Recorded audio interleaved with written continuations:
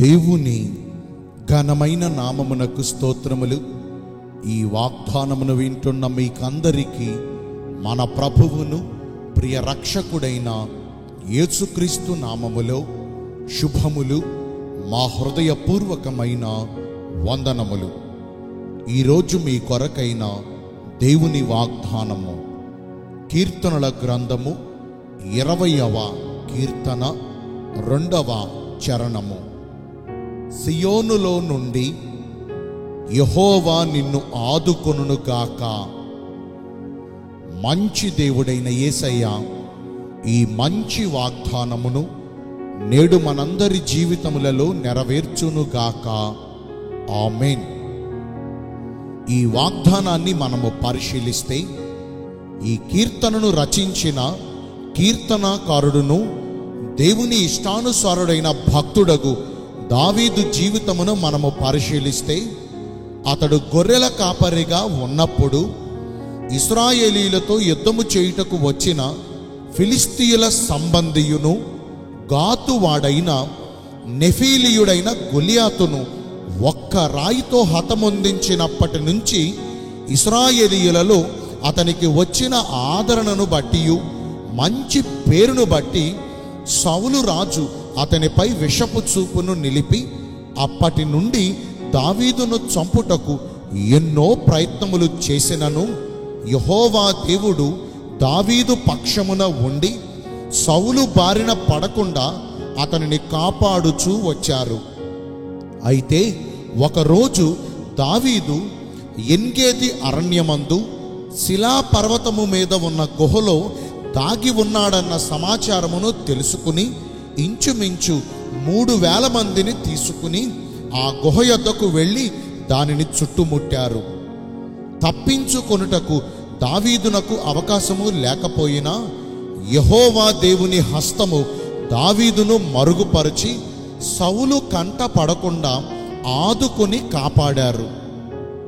మనము ఆపదలలో చిక్కుబడిపోయినప్పుడు, కష్టకాలములో ఉండి వేదనను అనుభవిస్తూ శ్రమకు తాళలేని దీనస్థితిలో మనమున్నప్పుడు మహోన్నతుడైన దేవునికి, మన కార్యమును సఫలము చేయగలిగిన సర్వశక్తిమంతుడైన దేవునికి మనము మొర్ర పెట్టగా, ఆయన మన మొర్ర ఆలకించి ఆకాశము నుండి ఆజ్ఞ ఇచ్చి మనమున్న శ్రమలో మనకు తోడై నిలిచి ఉండి మన శోధన బాధలన్నిటిలో నుంచి, మనమున్న దీన దశలో నుండి మనలను విడిపించి మనలను చుట్టుకొని ఉన్న శత్రువుని చేతిలో నుండి మనలను తప్పించి రక్షిస్తారు.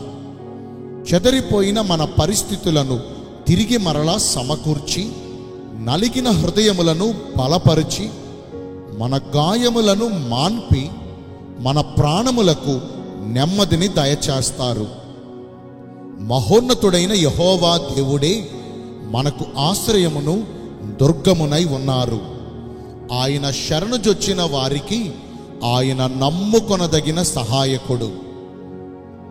ఈ వాగ్దానాన్ని వింటున్న ప్రియ దైవ జనాంగమా, నేడు మన జీవితాల్లో కూడా దేవుడు మనకు సహాయకుడుగా ఉండి మనలను కలవరపరచుచు మనకు నెమ్మది లేకుండా చేస్తున్న ఈ ప్రతికూల పరిస్థితులన్నిటిలో నుంచి, ఈ భయంకరమైన వార్తల నుంచి మనలను విడిపించి రక్షించాలంటే దేవునిపై మన పూర్ణ హృదయముతో నమ్మకము నుంచి ఆయనను ఆశ్రయించి ఆయన దృష్టికి ఇష్టమైనవి చేస్తూ సమస్త విషయాల్లో దేవునికి అనుకూలముగా ప్రవర్తించుచు ఆయన దృష్టికి యథార్థమైన హృదయము కలిగి జీవించాలి.